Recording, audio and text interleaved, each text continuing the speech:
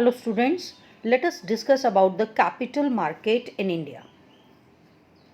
सबसे पहले मीनिंग लेते हैं कैपिटल मार्केट इन इंडिया. याद रखिएगा, money market short term market थी, शॉर्ट टर्म फंड्स की मार्केट थी, और capital market long term funds की मार्केट है.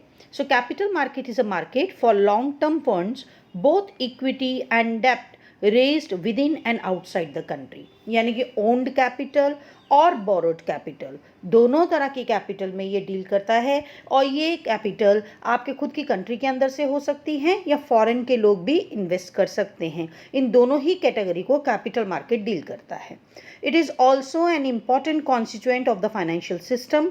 Development of an effective capital market is necessary for promoting more investments as well as achieving economic growth. किसी भी देश के इकोनॉमिक ग्रोथ के लिए, मार्केट को बड़ा करने के लिए हमें इन्वेस्टमेंट्स की ज़रूरत होती है, और वो इन्वेस्टमेंट ज़्यादातर हमें लॉन्ग टर्म के लिए चाहिए होती हैं. सो कैपिटल मार्केट एक बहुत एक्टिव रोल प्ले करता है. The demand for long-term funds come from agriculture, trade and industry, individual savers, corporate savings, banks, insurance companies, specialized financial institutions are the supplier of long-term funds. तो ये long-term funds कौन कौन provide करता है, इनके नाम आपको दिए हुए हैं. ये इंडिविजुअल सेवर्स हो सकते हैं, सेविंग बैंक्स हो सकते हैं, इंश्योरेंस कंपनीज हो सकती हैं, या स्पेशल फाइनेंशियल इंस्टीट्यूशन हो सकते हैं. Now we are moving to the structure of capital market in India. The capital market in India comprises of gilt-edged or the government security market, industrial security market, development financial institutions and financial intermediaries. आपको याद रखना है, चार तरह की चीज़ें हैं, चार तरह की सिक्योरिटीज़ हैं मार्केट के अंदर, वो कैपिटल मार्केट का पार्ट हैं. चार्ट देखिए. इंडियन कैपिटल मार्केट में मेजर 4 क्लासिफिकेशन आपको दिए गए हैं. पहला है government securities, then industrial security market, then development financial institution and then financial intermediaries. Industrial security market दो तरह की, new issue market and old issue market. अभी न्यू इशू मार्केट क्या है, ओल्ड इशू मार्केट क्या है, आगे आप डिटेल में इसे सीखेंगे. डेवलपमेंट फाइनेंशियल इंस्टीट्यूशंस, इसके अंदर आपको IFCI, ICICI, SFCs, IDBI, IIBI, UTI, इन सब की कैटेगरी दी गई हैं जो डेवलपमेंट फाइनेंशियल इंस्टीट्यूशन का काम करती हैं, यानी कि लॉन्ग टर्म प्रोवाइड करती हैं कैपिटल मार्केट के लिए. Then financial intermediaries, they can be merchant banks, mutual funds, leasing companies, venture capital companies and others. Now let us study about these in detail. First देखिए, government security market. Government security market का दूसरा नाम क्या है? The second name is gilt-edged market. So it deals in government and semi-government securities. Such securities carry a fixed rate of interest. यानी कि government security market में जो भी पर्सन इन्वेस्ट करता है उसको फिक्स्ड रेट ऑफ इंटरेस्ट मिलता है, और ये सिक्योर्ड फॉर्म है for giving the loans.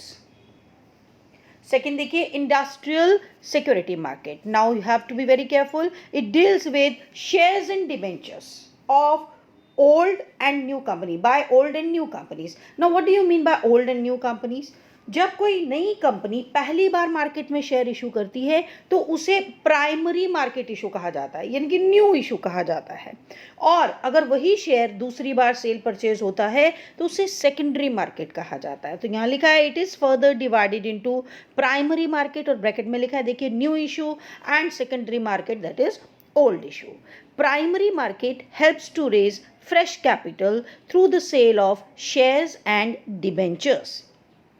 Secondary market deals with securities already issued by the companies. Secondary market functions through stock exchanges. Now stock exchanges क्या हैं? Stock exchanges, they are very important constituent of the capital market. It is the association or organization in which stocks, bonds, commodities, etc. are traded. Bombay Stock Exchange and National Stock Exchange are the premier stock exchanges in India. Development financial institution, अभी नाम से ही clear है ये institute क्या काम करती है, developmental purpose के लिए लोन प्रोवाइड करती हैं और ये लोन मीडियम टर्म और लॉन्ग टर्म पर्पस के लिए दिया जा सकता है, लॉन्ग टर्म टाइम पीरियड के लिए दिया जा सकता है. They provide medium term and long term financial assistance to the private sector.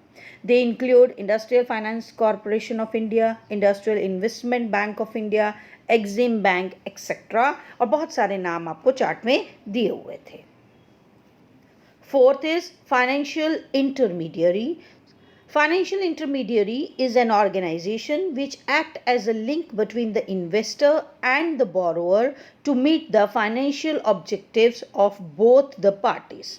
They consist of merchant banks, mutual funds, leasing companies, venture capital companies, etc. So these 4 points cover the structure of capital market in India. Go through the lecture and prepare your answer. Thank you.